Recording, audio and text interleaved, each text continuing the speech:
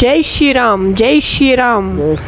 మనకి ఈ 2024 సంక్రాంతికి మించి ఒక పండగ ఏంటంటే అయోధ్యలో రాముల వారి గుడి నిర్మాణం. ఏ నోట విన్నా, ఏ ఇంట విన్నా మన రాముల వారి గుడి నిర్మాణం ప్రతిష్ట గురించి ప్రతి వాళ్ళు వెయిట్ చేస్తున్నాం. ఎప్పుడు వెళ్ళాలి అయోధ్య, ఎప్పుడు చూడాలి, అసలు మన తరంలో చూడగలమా లేదా అనేది అందరికీ ఒక ఎగ్జైటింగ్. సో ఈ ప్రయాణంలో ఎంతోమంది తలుపులు ఎవరు చేస్తున్నారు, గుడి నిర్మాణం ఎలా జరిగింది, ఎప్పుడు వెళ్ళాలి, రైల్వే స్టేషన్ ఎలా ఉంది, అసలు అయోధ్య ఎలా ఉంది, అక్కడ వ్యవస్థ ఎలా ఉందని చూపిస్తున్నారు.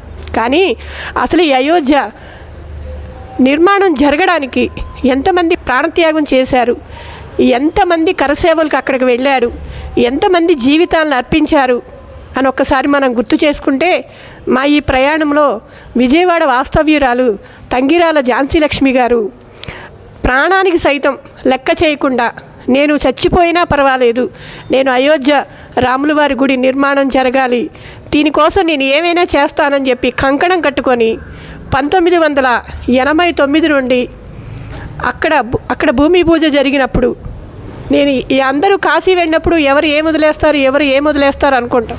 వదలాల్సింది కాయా పండు కాదండి. ఈవిడైతే ఒక బ్రేకింగ్ న్యూస్ అనాలి. నేను ఒక పూట భోజనం వదిలేస్తానని ఆ రోజు ప్రమాణ స్వీకారం చేశారట.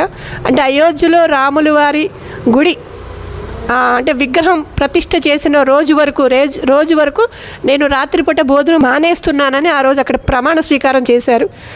ఆ రోజు ప్రతిజ్ఞ చేశారు. సో అలాంటి వ్యక్తులు చాలామంది ఉన్నారు. ఒక్కసారి వాళ్ళని గుర్తు చేసుకుంటూ వాళ్ళ ప్రయాణం ఎలా జరిగింది, వాళ్ళు పడ్డ కష్టాలు, వాళ్ళ ఇంట్లో సపోర్ట్ చేసిన వాళ్ళు, అలాగే విశ్వ హిందూ పరిషత్ కార్యకర్తలు, వీళ్ళందరినీ కూడా గుర్తు చేసుకోవడం ఇది మన ధర్మం అండి. నేను ఒక్కసారి అక్కయ్య గారిని కలవడానికి వచ్చాను ఈరోజు. నమస్తే అక్కయ్య గారండి. ముందుగా మిమ్మల్ని కలవడం మాకు చాలా సంతోషంగా ఉంది. ఎందుకంటే మిమ్మల్ని చూస్తే మాకు మళ్ళీ అయోధ్య వెళ్ళినంత ఫీల్ కలుగుతుంది. ఎలా మీ ప్రయాణం ఎలా సాగింది, అసలు అక్కడికి వెళ్ళడానికి ఇంట్లో వాళ్ళు కూడా ఒప్పుకోని పరిస్థితి కదా అప్పుడు, మీ అనుభవాలు అంటే అయోధ్య బాబ్రీ మసీద్ కూల్చివేత సందర్భంగా 490 సంవత్సరాల పైన అయోధ్య బాబర్ అన్నవాడు బాబర్ శిష్యుడు మీరుబాకి వాళ్ళిద్దరూ వచ్చి మన దేశంలో ఉన్న అక్కడ బాలరాముడి గుడిని కూల్చేసి దాన్ని మసీదు కింద మార్చారు. మసీదు కింద మార్చి అలా వాళ్ళు మన రాకుండా ఉంటే మన వాళ్ళు 1948లో మన ఈ విశ్వ ఆర్ఎస్ఎస్ అంటే ఎవరన్నా అనండి అనుకోకుండా 3 కాణాల్లో ఒక దాంట్లో మన బాలరాముడిని పెట్టేశారు. బాలరాముడిని ఎప్పుడు పెట్టారు, వాళ్ళు ఎట్లా పెట్టారు అదంతా రాముల వారికే తెలుసు. తెల్లవారేటప్పుడు రాముల వారు అక్కడ ఉన్నాడు. మాకేం తెలిసాడు, మేము పెట్టలా రాముడే వెలిశాడు అన్నారు. బాలరాముడు అక్కడ వెలిశాడు అన్న దాన్ని అప్పుడు అంటే వీళ్ళు ఏం చేశారు, ఇంకా పకడ్బందీగా సెక్యూరిటీ పెట్టారు. కనీసం 1,00,000 పోలీసులు ఉండేవాళ్ళు అయోధ్యలో, 1,00,000 మంది విపరీతంగా. అసలు అలా పక్కకి నడవనివారు, ఇట్లా నడవనట్టు. అంటే అయోధ్యలో కాదు, ఆ గుడి పరిసరాల్లో ప్లేసులు అలాగా ఉన్న పరిస్థితుల్లో మన వాళ్ళు ఏం చెయ్యాలి అనుకుని దాన్ని ఎలాగ కట్టాలి ఏంటి అనుకునేప్పటికి మా 1987 మహాశివరాత్రి నాడు స్వామీజీలు మేము అయోధ్య మీరు గుడి తలుపులు వాళ్ళు ఏం చేశారు, దానికి కటకటాలలాగా పెట్టేసి తాళం వేశారు. పూజారి మాత్రం వెళ్ళి నివేదన పెట్టి హారతిస్తూ ఉండేవాడు. ఇంకంతకన్నా అక్కడ ఎవరు వెళ్ళడానికి లేదు. బయట ఎప్పుడో ఎన్నేళ్ల మట్టో భజన చేస్తున్న వాళ్ళు బృందం భజన తాళాలు ఉండేవి అంతే.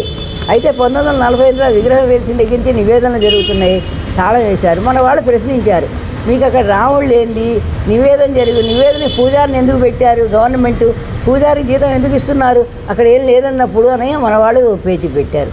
అప్పుడు వాళ్ళు అన్నారు, ఉన్నాడు కానీ మేము చేయలేదు, ఎట్లా వచ్చాడో రాముడు తెలియదు అని వీళ్ళు వాగ్దానం దిగితే మేము తీసుకుంటామంటే ఒప్పుకోలేదు. ముస్లిమ్స్తో పెద్ద గొడవ అయిపోయింది. అప్పుడు ఏం చేశారంటే మన వాళ్ళు మేము దీన్ని కోర్టుకి వేస్తామన్నారు. కోర్టుకి వేస్తారు. ఆ తర్వాత ఏం చేయాలి మేము అనుకుంటే మీరు ఉద్యోగం ఎంతవరకు అయోధ్య రాముడిది అన్నారో దాంట్లోకి మేము రాం, యువతలే చేసుకుంటాం మేము అన్నారు. అని తర్వాత ఏం చేశారంటే అప్పుడు జ్ఞాని జైల్ సింగ్ గారు, రాజీవ్ గాంధీ ప్రధాని, జ్ఞాని జైల్ సింగ్ గారు ప్రెసిడెంట్, వాళ్ళని కాగితం పెట్టి మాట్లాడారు. అంటే వాళ్ళే ఉన్నారు, మేము పర్మిషన్ ఇవ్వం, లోపల మేము కాస్త భూమిని పూజ చేసుకుంటామన్నా కూడా పర్మిషన్ ఇవ్వలేదు. ఇవ్వకపోతే ఏం చేశారు, అంత ముందర చాలామంది స్వామీజీలు వెళ్ళడం, అది ముట్టుకోవడం, పోలీసులు చంపేయడం జరిగింది. అయితే ఈ టపా అట్లా కాదు, మా కార్యకర్తలు ఇలా వచ్చి పనిచేస్తారంటే పాపం ఒప్పుకున్నా, కానీ ఒప్పుకోలే. అప్పుడు ఏం చేశారంటే మన వాళ్ళు ఎంతమంది వెళ్ళలేదు, స్వామీజీలు ఒక 1000 మంది దాకా ఉన్నారు, కార్యకర్తలు 15-20 మందే ఉన్నాం. అంటే విజయవాడ నుంచి వెళ్ళిన వాళ్ళు మీరు? నేను ఒక్కతేనే వెళ్ళాను. ఎందుకంటే అప్పుడు రామశిలలు అని ఇటుకిరాళ్ళు అన్నీ రాముల వారి పేరున ఊరేగింపు చేస్తే ఎవరు వెళ్తారు నన్ను ఒక్కరితోనే ట్రైన్ ఎక్కిచ్చారు. అయితే నాకు ఉత్తరప్రదేశ్ తెలియదు, ఏమీ తెలియదు. అయినా సరే భగవంతుడు అందుకు రాముల వారిని తలుచుకుంటూ కాశీలో దిగాం. అక్కడ తెల్లవారుజామున శివుడు దర్శనం చేసుకొని గంగా స్నానం చేసి అయోధ్య ట్రైన్ ఎక్కాం. అది మధ్యాహ్నం పొద్దున 10ంటికి కాశీలో 3:30కి దింపాక ఏం చేయాలంటే మన వాళ్ళంతా బలాన్ చోట ఉంటాము అక్కడ అన్నారు. ఏదో ఆటోలు అవి పట్టుకుని అక్కడికి వెళ్ళాం. వెళ్ళి సరే మన టెంట్లోకి వెళ్ళాక ఉన్నాం. ఎక్కువ మంది లేరు, స్వామీజీలు మాత్రం బాగున్నారు. మన కార్యకర్తలు 12-13 మంది. పుల్లారెడ్డి గారు, స్వీట్ పుల్లారెడ్డి గారు భార్య, సత్యవాణి అన్న ఆవిడ ఇప్పుడు ఆధ్యాత్మికవేత్త, ఇప్పుడు హైదరాబాద్లో ఆవిడ, మాతా శివచైతన్య అని ఇక్కడ స్వామీజీ ఆవిడ, తాడేపల్లి స్వామి ఆవిడ. తర్వాత ఏమో అది ఒంగోలు ఒక ప్రణవానంద స్వామి ఉన్నారు, ఓంకార ఆశ్రమం ఆయన. ఇంకా కొంతమంది మనకు తెలియదు అనమాట, చాలా నాగసాధువులు స్వామీజీలు మొత్తం 1000 మంది దాకా అక్కడ ఉన్నారు. సరే వెళ్ళాక ఏం చేయాలనుకుంటే మొన్నాడు పొద్దున 89వ సంవత్సరంలో ఉదయం నవంబర్ 9వ తారీఖు 10:30కి వెళదాం లోపలికి అన్నారు. సరే వెళ్ళి అందరూ ఏం చెప్పారంటే ఒకటి చెప్పారు, పోలీసులు ఉన్నారు ఇక్కడ, మనకి పర్మిషన్ లేదు, పోలీసులు ఫైర్ చేస్తే చచ్చిపోవడమే, లేకపోతే మీరంతా కూడా వెళ్ళొచ్చు అన్నారు. సరేనని చెప్పి ముందర ఏం చేశారు స్వామీజీలు అన్నారు, ముందర ఆడవాళ్ళని నుంచోబెట్టండి. ఇప్పుడు పోలీసులు వాళ్ళు దొరికిరారంటే ఎవరు నుంచి ఉంటారంటే గొప్పది కాదు, నేను రాముల వారు మనస్ఫూర్తిగా నేను ముందర నుంచి ఉంటాను, నేను రాముల వారు కొంచెం జీవితం ఇస్తానని ముందర నుంచున్నాను. అట్లా వెనక నుంచి ప్రాణాన్ని సైతం లెక్క చేయకుండా, ప్రాణం ముఖ్యం కాదు, ముందర రాముల వారు ముఖ్యం అని నుంచున్నాము. అలాగా 1 గంట అయింది. మమ్మల్ని రక్తాన్ని ఇవ్వమన్నారు, చచ్చిపోతే మళ్ళీ మీ వాళ్ళు వచ్చి మా మీద కేసు పెట్టకూడదు, అన్నీ చేయండి అన్న, అన్నీ చేసి అక్కడ నుంచి లైన్లో నుంచున్నాం 10 నిమిషాలు. జై శ్రీరామ్ అంటే ఉద్విగ్నత, వెళ్తాం, పిలిచాడు వెళ్ళిపోదామని. కానీ అనుకోకుండా జ్ఞాని జైల్ సింగ్ గారు పర్మిషన్ ఇచ్చాడు, 70 గజాలకి భూమి పూజ చేసుకోవచ్చని పర్మిషన్ ఇచ్చాడు. అప్పుడు పర్మిషన్ ఇచ్చిన తర్వాత మా పని ఏమైందంటే లోపలికి వెళ్ళడానికి మన పర్మిషన్ లేదు. ఎందుకని ఒక 10 మంది లోపల 5-6 పడతారు, భూమి పూజ చేయాలి కదా అంటే.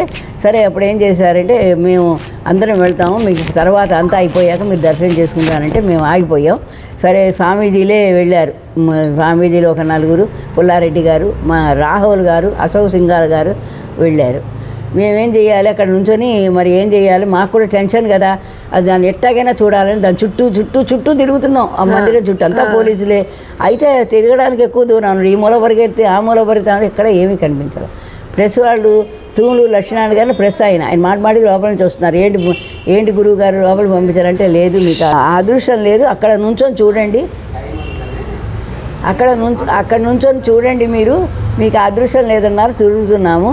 అయితే మా అదృష్టం కొద్దిగా ఏమైందంటే అక్కడ భూమి పూజ చేయించింది ఎవరి చేత, బీహారీ వాసి, ఆయన బీహార్ దళితుడు, ఆయన పేరేంటి అంటే ఈ కామేశ్వర చౌహాన్, ఆయనతో భూమి పూజ చేయించారు.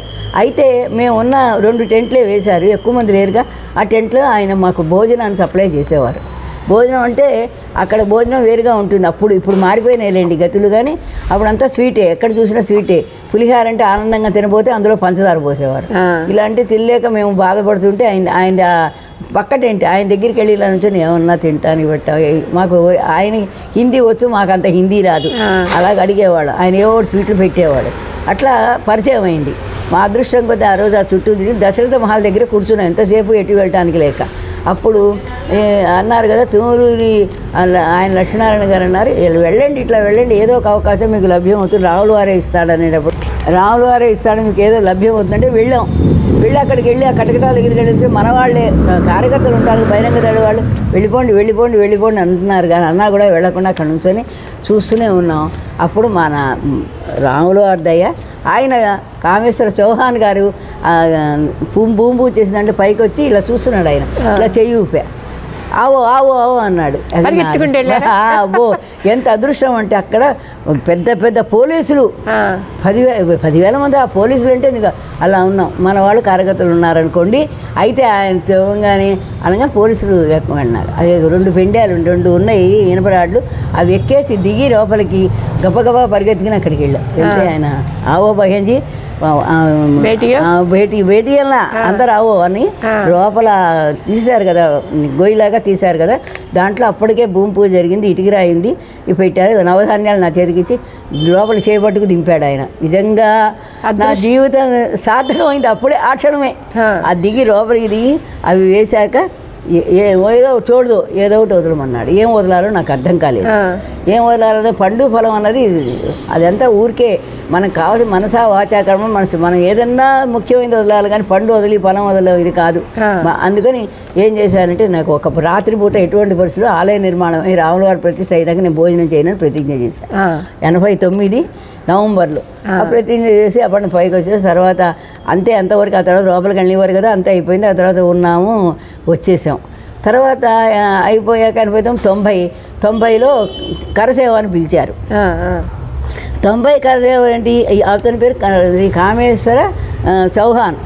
90లో కరసేవను పిలిచేటప్పటికి ఏం చేశారు, అందరూ కూడా కరసేవకు వెళ్ళాలన్న ఆ తొందరలో అందరం వెళదామని అనుకున్నాం. అప్పుడు రామజ్యోతులు, ఇంటింటా రామజ్యోతులు వెలిగించారు. సరే వెళ్ళాక ఏం చేశారంటే, అక్కడ కరసేవ 90 అనుకుంటారు రామజ్యోతులు. అక్కడి నుంచి ఏం చేశారు, ములాయం సింగ్ యాదవ్ గారిని ఒక ఆయన ఉన్నాడు, ముఖ్యమంత్రి. ఆయన మొత్తం ఇవన్నీ ఏదంటే దోవలు బంద్ చేసేసాడు, రాకుండా బస్సులు రాకుండా, ట్రైన్స్ రాకుండా కందకాలు తవ్వేసి దోవలు బంద్ చేసేసాడు. అక్కడ దాకా వెళ్ళాము, ఎక్కడ దాకా, ఉత్తరప్రదేశ్ దాకా. అక్కడి నుంచి వెళ్ళడానికి లేదు. 210 కిలోమీటర్లు ఉంది అక్కడి నుంచి అయోధ్య. అప్పుడు బండారు దత్తాత్రేయ గారు, మన కిషన్ రెడ్డి, మా వారు, ఇంకా అప్పయ్య గారని, ఇలా కొంతమంది ఉన్నాం, 10-15 మంది గ్రూప్ అయిపోయి నడవడం ప్రారంభించాం. నడవడం అంటే రోడ్డు మీద నడిస్తే పోలీసులు పట్టుకెళ్ళిపోతున్నారు. ఆ పక్కన కొండల్లోంచి, గుట్టల్లోంచి, అడవుల్లోంచి వెళ్తే పాప గ్రామస్తులు చాలామంది అక్కడికి వెళ్ళాక పోలీసులు చూడకుండా రహస్యంగా వచ్చి మాకు తినడానికి పెట్టారు. అరికాళ్ళలో కొబ్బరి నూనె అవి రాసేవాళ్ళు, మేము నడిచి వెళ్ళామని. చాలా బాగా సేవలు చేసేవాళ్ళు. పడుకోండి అనేవాళ్ళు, పడుకుంటే టైం పోతుందిగా. అట్లాగే నడుచుకుంటూ 200 కిలోమీటర్లు వెళ్ళాం. వెళ్ళేటప్పటికి అయోధ్య వెళ్ళేటప్పుడు జరిగిన విషాదం ఏమిటంటే, మనం అయోధ్య లోపలికి ప్రవేశించే ముందరే జరిగింది కొఠారి సోదర్స్. అక్కడ అశోక్ సింఘాల్ గారు వచ్చారు.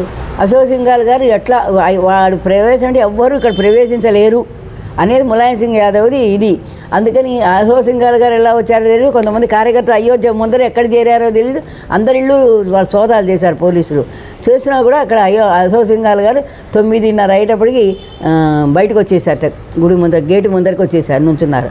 అదే ఒక్కొక్కడుగా 100 మంది కార్యకర్తలు చేరారట. చేరేటప్పటికి ఆశ్చర్యపోయి ఎట్లా వచ్చారు వీళ్ళంతా, ఎక్కడి నుంచి వచ్చారు, మేము అన్ని ఇళ్ళు సోదా చేసామో అనుకుంటున్నారు పోలీసులు. అప్పుడు ఒక చిన్న వ్యాన్ లాంటి దాన్ని పెట్టుకుంటే కొఠారి బ్రదర్స్ ఇద్దరు, తర్వాత కొంతమంది కార్యకర్తలు గేటు వేసేసారు. గేటు తోసుకొని లోపలికి వెళ్ళారు. వెళ్ళి కొఠారి బ్రదర్స్ పైకి ఎక్కి జెండాలు పెట్టారు. రామ్ కొఠారి, శరత్ కొఠారి ఇద్దరు, కొఠారి కాస్మెటిక్స్ వాళ్ళ పిల్లలు ఇద్దరు పైకి ఎక్కి జెండా పెట్టేశారు. అయిపోయింది, చేసామని అది విజయం సాధించి పోలీసులు ఇద్దరిని చంపేశారు, కాల్ చేశారు. ఇద్దరిని కాల్ చేశాక వాళ్ళు అక్కడ పడిపోయి ఉన్నారు. ఓ స్వామీజీ కూడా చచ్చిపోయారు అప్పుడు, ఆ పేరు మనకు తెలియదు.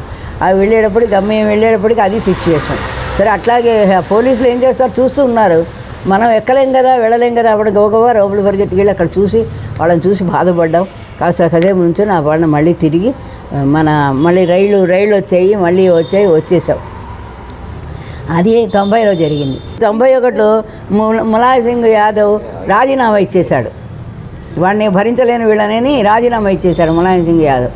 అయితే అప్పుడు మనాడు ఢిల్లీ బ్లోటుగా 1,00,000 మందితో సమావేశం పెట్టారు. ఈ అయోధ్య ఇష్యూ గురించి పెట్టారు. 91లో జరిగింది. అదేమో అయోధ్య దాకా వెళ్లకుండా జరిగింది. 92 మరి డిసెంబర్ 6వ తారీఖు 92లో ఎంపీ చెప్పారంటే, ముఖ్యమైన కార్యకర్తలు, మెయిన్గా కొంచెం బలం ఉన్నవాళ్ళు, దారిద్ర్యం ఉన్నవాళ్ళు, భక్తి ఉన్నవాళ్ళు, ఏం జరిగినా మేము తట్టుకుంటా ఉన్నవాళ్ళే బయలుదేరి రావాలి అయోధ్య అన్నారు. అప్పుడు మీరు కూడా వెళ్ళారు. అట్లా 1,00,000 మంది దాకా అయోధ్యలో చేరారు. అయితే పెద్దవాళ్ళు ఉన్నారు, ముసలివాళ్ళు ఉన్నారు, పిల్లలు ఉన్నారు. పిల్లలంటే మరి చిన్నపిల్లలు కాదు, 18-20 ఏళ్ళ పిల్లలు. వెళ్ళాం అయోధ్య. రేపు 3 రోజుల ముందు డిసెంబర్ 6 మేము 2వ తారీఖే అయోధ్యలో ఉన్నాం. ఉన్నాక మన వాళ్ళు పెద్దలు అందరూ కొంతమందిని సమీకరించి మేము కొన్ని సంవత్సరాల్లో ఎక్సర్సైజ్ చేస్తున్నాం కదా, దారిద్ర్యం ఉందని సంవత్సరాలు కరెక్షన్ చేసి వాళ్ళు ఏం చెప్పారంటే, అది ఎక్కాల్సి ఉంటుంది పైకి, ఎప్పుడు ఎక్కాలో మేము టైం సూచిస్తాం, దానికి మీరు సిద్ధంగా ఉండరు, మీ చేతుల్లో ఏమీ ఉండవు, ఏం చేస్తారో మీ ఇష్టం అని చెప్పారు. చెబుతారు. తెల్లవారుజామున లేచి మేమంతా కూడా కొంతమంది ఉన్నాం, లేచి అక్కడ చిన్న కొండలాగుంటే పైన ఎక్కేయడం దిగడం పరిగెత్తడం దిగడం చేసాం. అయ్యాక ఆ పాట డిసెంబర్ 6 ఏం చేశారు, పొద్దున పూట మాకు చెప్పారు. అశోక్ సింఘాల్ గారు, వాజ్పేయి గారు లేరు, అశోక్ సింఘాల్ గారును ఇంకా ఆయన అటు వెళ్తారు, లక్ష్మణ మందిరానికి వెళ్ళి తిరిగి వెనక్కి వస్తూ ఉంటారు. వాళ్ళు వెనక్కి వచ్చి చెయ్యి ఊపుతారు, మీరు పరిగెత్తండి అన్నారు. అంతే, అందరూ దాంట్లో ఉన్నారు. ఆ పాట మేము చూసాము. చూసేటప్పటికి పరిగెత్తాలి, వెళ్ళాలి కదా, జనం బాగా కూర్చుని ఉన్నాం కదా. ముందర చూసేటప్పుడు గబగబా ఎక్కేస్తున్నారు మన వాళ్ళు. ఏమి ఆగామని మా అమ్మాయి ధనలక్ష్మి, మా అమ్మాయి, నేను, ఇంకా ఈ ఊరు మరమండ సుశీల, మేమేసాం. గబగబా వచ్చేసి ఎక్కుదామంటే అట్లాగా 2 పెద్ద కందకంలాగా తవ్వారు, 2 కట్టారు, ఇనుప రాడ్లతో పెండ్యాలు కట్టారు.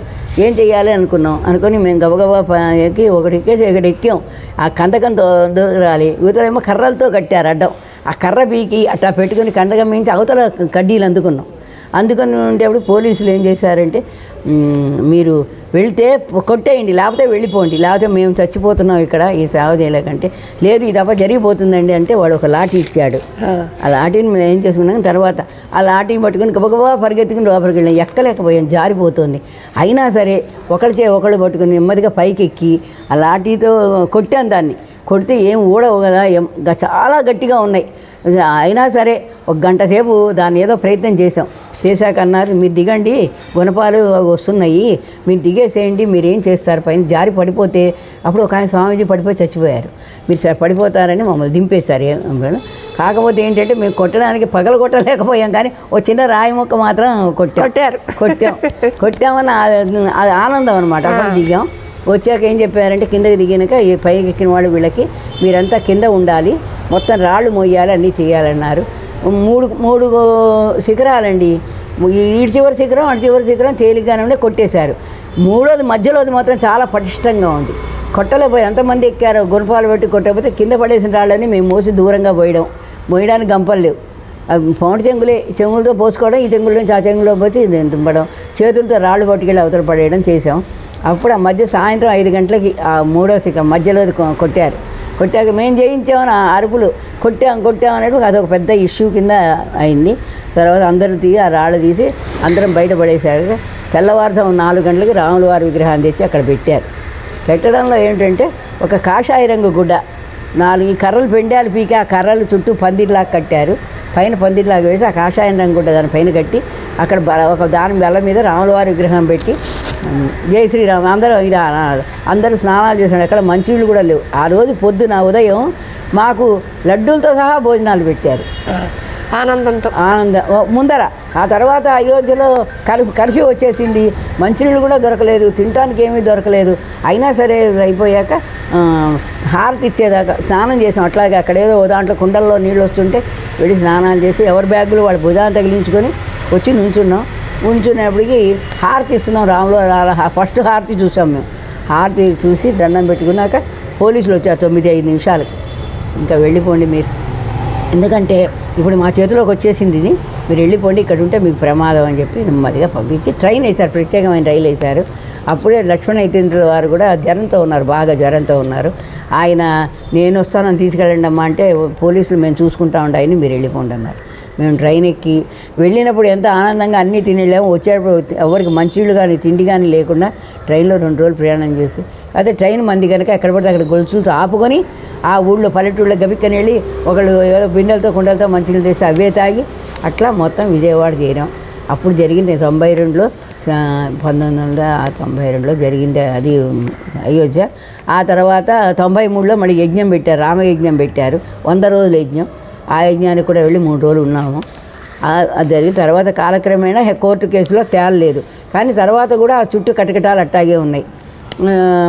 అక్కడ నీకు ఏముంటాయి, లోపల రాముడు ఉన్నాడు, లోపలికి వెళ్ళడానికి ఇలా కుదరదు, చాలా అడ్డాలు కట్టారు, లైన్లో వెళ్ళి అలా చూసుకొని రావాలి. లోపలికి 4 మైళ్ళు దాకా నడవాల్సి వచ్చేది. మన స్వామిని మనం చూడటానికి కూడా ఇన్ని అడ్డంకులు అంతా పోలీసులు 4 మైళ్ళు దాకా నడవాల్సి వచ్చారు. మెలికలు అట్లాగే వెళ్ళారు. మొన్న శంకుస్థాపన దాకా అట్లాగే వెళ్ళారు జనం. చూసాము బాలరాముడిని, అంతే బాలరాముడు పారాడుతున్న రాముడు ఉంటాడు. అది ఇప్పుడు ప్రతిష్ట కూడా బాలరాముడిని ప్రాణ ప్రతిష్ఠ చేస్తారు, కింద పైన సీతారాముని ప్రతిష్ఠ చేస్తారు. రాముడు జన్మభూమి కదా, అది అలా జరిగింది. ఇప్పుడు మరి ప్రతిష్ఠ అయిన తర్వాత మళ్ళీ మీరు భోజనం చేస్తారా? ప్రతిష్ఠ అయ్యాక, ప్రాణ ప్రతిష్ఠ చేశాక నేను దర్శనం చేసుకుంటే చేస్తా. అప్పటిదాకా భోజనం చేయరు? దర్శనం చేసుకోలేకపోతే ఇలాగే చచ్చిపోతా. అయ్యో, అంతే. నేను అదే నిర్ణయం. ఎప్పుడు వెళ్తున్నారు మరి అయోధ్య అక్కయ్య? ఇప్పుడు వెళ్ళలేమండి. అంటే ఈ నెల 25 ఫిబ్రవరి 25వ తారీఖు నుంచి బయట వాళ్ళ దర్శనం ఉంటుందన్నారు. అందరూ 30 తారీఖు టికెట్ కొనుక్కున్నారు, కానీ నాకు కూడా కొంటా ఉన్నారు. నేను నడవలేను, నేను రాలేనంటే మన వాళ్ళంతా అన్నారు, మేము ఎత్తుకెళ్తాం అక్క, నువ్వు రాకుండా ఎట్టా, నువ్వు ముందర ఉండాలి కదా అన్నారు. కానీ ఇప్పుడు అక్కడికి వెళ్ళా పరిస్థితి ఎట్లా ఉంటుందో తెలీదు. మన హనుమాన్ కడిగి దాకా ఉంటాయి ఆటోలు, అక్కడి నుంచి తర్వాత నుంచి లోపలికి నడవాల్సిందే. 1 కిలోమీటర్ పైన ఉంటుంది, 2 కిలోమీటర్ల దాకా నడవాల్సిందే. అక్కడి నుంచి మొదలు ఉంటుంది ముఖద్వారం. ఇదివరకు ముఖద్వారం అని చూసామనుకో ఒకప్పుడు, అక్కడ ఉంటుంది. అక్కడి నుంచి వెళ్ళాలి. లోపల జనం ఎలా ఉంటారో తెలియదు, అకామిడేషన్ ఎట్లా ఉంటుంది. అందుకని వెళ్ళదలుచుకోలేదు. కాస్త కొంచెం 5-6 నెలలు పోతే మనం బతుకుంటే, నాకు ఇప్పటికీ 80 సంవత్సరాలు నిండే, అప్పటికి బతుకుంటే 5-6 నెలల తర్వాత నెమ్మదిగా అయోధ్య ఎంత ఖర్చు అయినా విమానంలో తీసుకెళ్తాం మిమ్మల్ని అన్నారు. విమానంలో తీసుకెళ్తాం, అక్కడి నుంచి గుడి దాకా వెళ్ళదు, నడవాలి కదా కొంచెం. దానికి ఏర్పాట్లు చేస్తున్నారని చెప్పారు. మిమ్మల్ని ఇలాంటి పెద్దవాళ్ళని తీసుకెళ్ళడానికి ఏర్పాట్లు చేస్తున్నాం అని అన్నారు. అన్నీ ఉంటాయి, మనం వెళ్ళగలమా లేవా అనేది భగవంతుడి నిర్ణయం, రాముల వారి నిర్ణయం. ఇవన్నీ నేను అనుకోకుండానే ఇంత జరిగింది. ఇంత జరిగాక నేను ఆశ్చర్యపోయాను. 200 మంది 300 రైల్లో కార్యకర్తలు వేసుకుని వెళ్ళారు. తర్వాత ఫ్రీగా చలో అయోధ్య మన వాళ్ళకి బ్రాడ్డీలు ఇచ్చాం మెళ్ళో వేసుకోమని. వీళ్ళు తీసి వచ్చారు, ఇది మా టికెట్ అనేవారు. అక్కడితో అయోధ్యతో ఆగారా, అక్కడి నుంచి కాశీ వెళ్ళారు, అలహాబాద్ వెళ్ళారు. ఈ జనం ఏమిటంటే ఇది చూపించేవారు. ఏం చేస్తారు వాళ్ళు మాత్రం, టీసీలు మాత్రం అట్లాగే అవన్నీ తిరిగి వచ్చారు. విచిత్రం అది. 2 సార్లు వేశారు. భయం లేకుండా ధైర్యంగా 200 ఈ పల్లెటూళ్ళ జనాంతా నేసిపోయా. అక్కయ్య, ఈ హయాంలోనే అంటే చూస్తామని మీరు అనుకున్నారా? మనం ఈ గుడి చూస్తామని కల్లో అనుకున్నారా మీరు? అనుకున్నాం. గుడి నిర్మాణం ఎటువంటి పరిస్థితిలో కోర్టు వాళ్ళు ఇస్తారు, నమ్మకం ఇస్తారు. రాముల వారు వదులుకో కాదు కదా, మనం పోయినా మన తర్వాత అయినా వస్తుంది. అక్కడ గుడి మాత్రం నిర్మాణం అవుతుందని గట్టి నమ్మకంతోనే ఉన్నాం. కాకపోతే ఇప్పుడు తలుచుకుంటే కళ్ళ ముందర అవన్నీ వదులుతాయి అనుకోండి. అప్పుడు కష్టపడ్డాం అనిపించాలి, అప్పుడు అదో ఉత్సాహం, అదో ఊపు. తర్వాత కష్టపడ్డామా, మేము ఇంత ఎక్కాము, ఎక్కాము ఇప్పుడు అనే ఆలోచన వస్తుంది. అది అలా ఎక్కడం, ఆ దూకడాలు, అవన్నీ చాలా అనుభవాలు. కాకపోతే ఏంటంటే రాముల వారి గుడి నిర్మాణం జరుగుతోంది, అదే మాకు చాలా గొప్ప విషయం. ప్రతి హిందువు తన గృహంలో ఈ అయోధ్య రామ ప్రాణప్రతిష్ఠ రోజు, ప్రాణప్రతిష్ఠ అంటే రాముల వారి విగ్రహానికి ప్రాణం ఇస్తారు, బాలరాముడి విగ్రహానికి ప్రాణాన్ని ఇస్తారు. ఆయన అత్యంత శక్తివంతంగా మెరుస్తూ ఉంటుంది ఆ విగ్రహం. దాన్ని అందరూ కూడా ఆ రోజు దీపాలు 5 దీపాలు తక్కువ కాకుండా కొన్ని 100 దీపాలు వెలిగించవచ్చు. తర్వాత ఈలోపు ప్రతి వాళ్ళు కూడా సాయంత్రం 6:30కి గంటా నినాదం చేసుకుంటూ, గంటలు మోగిస్తూ, గంటలు లేకపోతే బిందెలు కానీ చెంబులు కానీ పళ్ళాలు కానీ కొట్టుకుంటూ జై శ్రీరామ్ అంటూ భజన చేయాలి. ఇది ప్రస్తుతం మన పరిస్థితి. తర్వాత అయోధ్య వెళ్ళడం వల్ల ఉద్దేశం ఏముంటే మనం ముందర రాముల వారికి ఇక్కడ ఇవన్నీ చేసి వెళ్ళాలి. అది కనుక అందరం వెళ్ళాలని ఉంటుంది. ఏం చూస్తాం అంటే భవ్య దివ్య మందిరం, రాముల వారి బాలరాముడి ప్రాణప్రతిష్ఠ అంటే రాముల వారు వచ్చేసాడు భూమిలోకి, అంతే. అది మనం ఆలోచించి వెళ్ళాలి. తర్వాత ఇక వెళ్ళగలిగే సామర్థ్యత ఇప్పుడు యూత్కి ఉంటుంది. కుర్రవాళ్ళు, మా చిన్నవాళ్ళు పరిగెత్తి వెళ్ళగలరు. అలాంటి వాళ్ళు కొంచెం ఆలోచించాలి.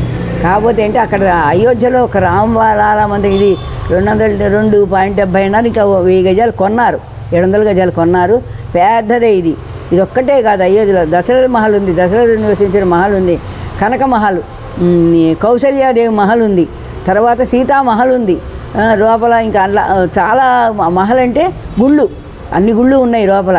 ఇది సీతాదేవి ఉండేది, ఇది దశరథ మహారాజు ఉండేవాడు, ఇది కైకేయి ఉండేది, ఇది కౌసల్య భవన్. అట్లా అన్నీ ఇప్పటికి అట్లాగే ఉన్నాయి అవన్నీ కూడా. కాకపోతే పురాతనమైన ఇప్పుడు మన వాళ్ళు పునరుద్ధరించి అవన్నీ బాగు చేయిస్తున్నారు. అలా బోల్డ్ ఆలయాలు ఉన్నాయి, వందాలి. అయితే మనం ఏమిటంటే రాముల వారి శ్రీరామనవమికి మనం ఇక్కడ కళ్యాణం చేస్తాం, వాళ్ళు అక్కడ పట్టాభిషేకం చేస్తారు, రామ పట్టాభిషేకం చేస్తారు. కళ్యాణాలు, నిత్య కళ్యాణాలు జరిగితే పట్టాభిషేకం చేస్తారు. చాలా గుళ్ళు ఉన్నాయి అయోధ్యలో. చాలా అసలు మనం వెళ్ళి ఏం చేయాలి, అయోధ్యలో ఏమున్నాయనే ఏమి లేవని కదా, అన్ని దేవాలయాలు ఉన్నాయి. ప్రతి ఇల్లు దేవాలయమే. విచిత్రం ఏమిటంటే ప్రతి ఇంట్లో కూడా గుడి ఉంటుంది, చిన్న గుడి. వాకిట్లో అరుగు మీద ఉండనండి, లోపల వంటగదిలో ఉండనండి, ప్రతి ఇంట్లో గుడి ఉంటుంది, రాముల వారి గుడి. అది ప్రతి వాళ్ళు రోజు రాముడు పూజలు చేస్తూ ఉంటారు. వాళ్ళ భక్తి, జనం భక్తి, స్వామీజీల ఆశీస్సులతో ఇవాళ రామ మందిర నిర్మాణం జరుగుతోంది. మరి ఎంతమంది ప్రజలు సహకారం ఇచ్చారు. వాళ్ళు అడిగారు, నా ఏమో నేను కమిటీ ఉంది, వీళ్ళు మన పరిషత్ వాళ్ళని వేసేదానికని స్వామీజీలు ఉన్నారు అక్కడ. ఎప్పటి నుంచో భోజనం చేయకుండా ఒక స్వామీజీ ఉన్నాడు అక్కడ, ఆయన పళ్ళే తింటాడు రోజు. అదంతా కూడా వాళ్ళంతా ఏమన్నారంటే, ఇక్కడ ఈ గుడి నిర్మాణం జరుగుతోంది, అంతా బాగుంది, కాకపోతే ఏంటంటే మేము కడతాం, మేము కోట్లు ఇస్తామని అందరూ వచ్చారు. పెద్ద పెద్ద వాళ్ళంతా వస్తే మన వాళ్ళు ఒకటే చెప్పారు, ఏం కోట్లు ఇస్తే, ఇప్పుడు హైదరాబాద్లో వెంకటేశ్వర స్వామి గుడి కట్టారు బిర్లా గారు, అది వెంకటేశ్వర స్వామి గుడిని ఎవరు పిలవరు, బిర్లా మందిర్ అంటే. అట్లాగే రేపు ఎవడో ఇస్తే వాడి మందిరే ఉంటారు. మాకు అది ఇష్టం లేదు, మాకు అక్కర్లేదు, ప్రజలు ఇచ్చిన రూపాయితోనే మేము నిర్మాణం చేస్తామని ప్రజల దగ్గర వసూలు చేసి 5 రూపాయలు నువ్వు 2 రూపాయి తీసుకుని వెళ్ళి వసూలు చేసి దాంతో కడుతున్నారు. కోట్లాది రూపాయలు వచ్చాయి, చాలామంది ఇచ్చిన వాళ్ళు ఉన్నారు, కోట్లాది రూపాయలు వచ్చాయి, కడుతున్నారు.